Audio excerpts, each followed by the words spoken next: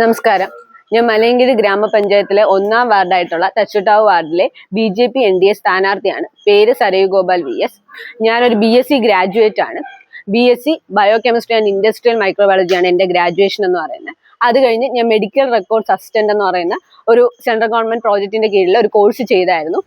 അപ്പോൾ അതിന്റെ ഭാഗമായിട്ട് ഞാൻ നെയ്യാറ്റിൻകര മെഡിക്കൽ കോളേജ് ജനറൽ ഹോസ്പിറ്റലിൽ ഞങ്ങൾ ട്രെയിനിങ്ങിന് പോവുകയും അപ്പോൾ ജനങ്ങളുമായിട്ട് ഇടപെടാനുള്ള ഒരു അവസരം കിട്ടുകയും ചെയ്തു. അതിന്റെ ഭാഗമായിട്ട് എനിക്ക് മനസ്സിലായി ഇതാണ് എൻ്റെ ഒരു ജനങ്ങൾക്ക് വേണ്ടിയിട്ട് സർവീസ് ചെയ്യാൻ വേണ്ടിയിട്ട് ഒരു താല്പര്യം എൻ്റെ ഉള്ളിലുണ്ട് എന്ന് ഞാൻ മനസ്സിലാക്കുകയും ചെയ്തു.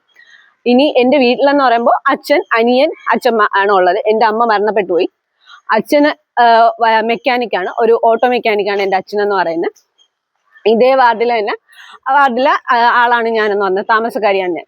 അപ്പൊ ഇന്നത്തെ 1ാം വാർഡായിട്ടുള്ള തച്ചുട്ടാവ് വാർഡ് എന്ന് പറയുന്നത് പഴയ 1ാം വാർഡായിട്ടുള്ള മഞ്ചാടിയും 20ാം വാർഡായിട്ടുള്ള തച്ചുട്ടാവ് വാർഡും കൂടെ ചേർത്താണ് ഇപ്പോൾ നമുക്ക് നിലവിലെ 1ാം വാർഡ് തച്ചുട്ടാവ് വാർഡാക്കി മാറ്റിയേക്കണം, 1ാം വാർഡായിട്ടുള്ള. അപ്പൊ ഈ വാർഡില് പഴയ മഞ്ചാടി വാർഡ് എന്ന് പറയുമ്പോൾ കാലാകാലങ്ങളായിട്ട് UDF ആണ് ഭരിക്കുന്നത്. 20ാം വാർഡായിട്ടുള്ള തച്ചുട്ടാവ് ആണെങ്കിൽ LDFന്റെ ഭരണം ആണ് അവിടെ നടക്കുന്നത്. പക്ഷെ ഇതിൽ പലതും അവർ വാഗ്ദാനമായിട്ട് കൊടുക്കുന്നതല്ലാതെ ഭരിക്കുന്ന സമയത്ത് ഇല്ലെങ്കിൽ വോട്ട് ചോദിക്കാൻ വരുന്ന സമയത്ത് പലതും ഇങ്ങനെ വാഗ്ദാനം കൊടുക്കും. നല്ല റോഡ് ചെയ്തു തരാം, കുടിവെള്ളം തരാം, ഇങ്ങനെ പല വാഗ്ദാനങ്ങളും തരുന്നതല്ലാതെ ഇതൊന്നും പരിഹരിച്ചതായിട്ട് ഇതുവരെയും കണ്ടിട്ടില്ല. ഞങ്ങൾ വോട്ട് ചോദിച്ചിപ്പോ പോകുന്ന സമയത്ത് ആൾക്കാർ പറയുന്നത് അവർക്ക് ആദ്യം വേണ്ടത് ഒരു നല്ല സഞ്ചരിക്കാൻ പറ്റുന്ന റോഡ്, പിന്നെ സഞ്ചാരയോഗ്യമായ റോഡ്, അതുപോലെ കുടിവെള്ളം എന്ന് പറയുമ്പോഴത്തേനും പിന്നെ കുന്നും പ്രദേശത്തല്ല, ഈ റോഡ് സൈഡിൽ പോലും പല വീടുകളിലും കുടിവെള്ളം എത്തിയിട്ടില്ല. കുടിവെള്ളം കിട്ടാന്നുള്ള ഒരാളുടെ മൗലിക അവകാശമാണ് ശുദ്ധമായ കുടിവെള്ളം. അപ്പൊ അത് ഇതുവരെ കിട്ടിയിട്ടില്ല. അതുപോലെ തന്നെ റോഡ്, പിന്നെ സ്ട്രീറ്റ് ലൈറ്റ്, വെളിച്ചം ഇല്ലാതെ ആൾക്കാർക്ക് ജീവിക്കാൻ ഇന്നത്തെ കാലത്ത് പറ്റത്തില്ല. അപ്പൊ സ്ട്രീറ്റ് ലൈറ്റ് ഇല്ല. ഇതൊക്കെയാണ് ഇപ്പൊ ആൾക്കാർ പറയുന്ന ഏറ്റവും വലിയ പ്രശ്നങ്ങൾ. പിന്നെയും ഉണ്ട്,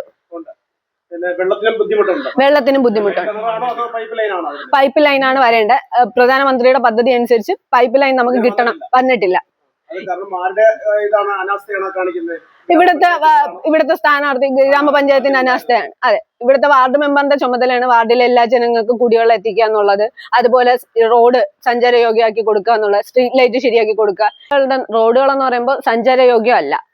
ഇപ്പൊ ഉദാഹരണം പറയുകയാണെങ്കിൽ ഞങ്ങളുടെ ഇവിടെ താഴെ കുളത്തിൻകര എന്നാണ് അറിയപ്പെടുന്നത്. അവിടെ ഹിൽ വ്യൂ എന്ന് പറയുന്ന ഒരു ഗാർഡൻ ഉണ്ട്.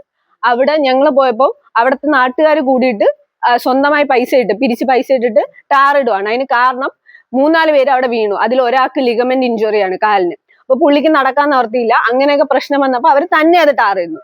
അതുപോലെ ഞങ്ങളുടെ ജംഗ്ഷനിലെ തച്ചുട്ടാവ് റെസ്റ്റോറന്റ് താഴെ ഞാറവിള ലൈൻ എന്ന് പറഞ്ഞിട്ട് ഒരു റോഡുണ്ട്. ആ റോഡിൽ കൂടെ ഒരാൾക്ക് നടന്നു പോകാൻ പോലും പറ്റാത്ത അവസ്ഥയിലാണ് ആ റോഡ് കിടക്കുന്നത്.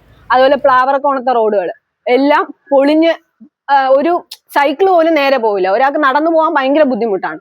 അങ്ങനെ വളരെ മോശമായ അവസ്ഥയിലാണ് ഉള്ളത്. അതുപോലെ സ്ട്രീറ്റ് ലൈറ്റ് പറയുവാണെങ്കിൽ ഓർക്കിഡ് വില്ല എന്ന് പറയുന്ന ഒരു ഗാർഡൻ ഉണ്ട്. അപ്പൊ അവിടെ പോയപ്പോൾ അവർ പറയുവാണ് അവിടെ ഒരു 10-15 വീടുകളുണ്ട്, അവർക്ക് ലൈറ്റ് ഇല്ല.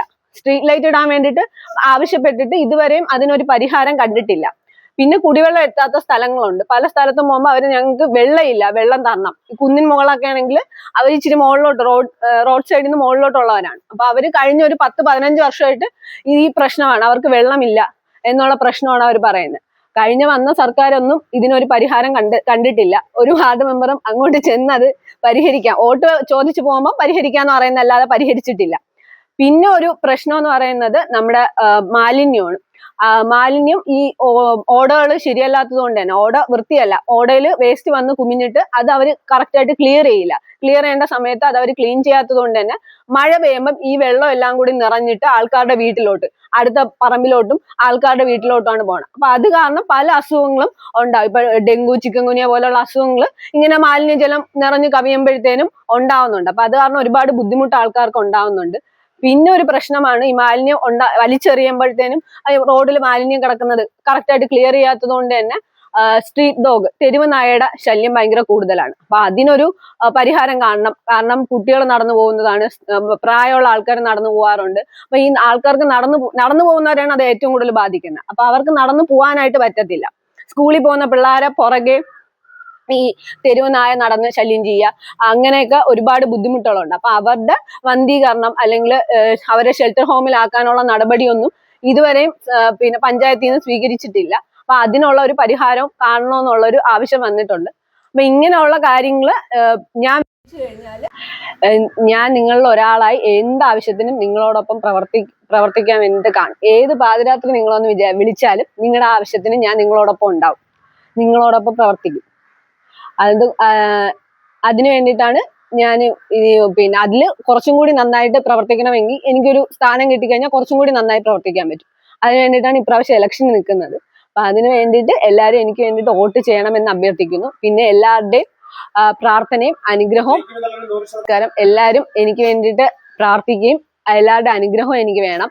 അതുണ്ടെങ്കിൽ മാത്രമേ എനിക്ക് നല്ല രീതിയിൽ പ്രവർത്തിക്കാൻ പറ്റുള്ളൂ. അപ്പൊ നിങ്ങളുടെ അനുഗ്രഹം എന്ന് പറയുന്നത് അത്രയും വലുതാണ്. പിന്നെ വോട്ട് ചെയ്ത് വിജയിപ്പിക്കുകയും വേണം.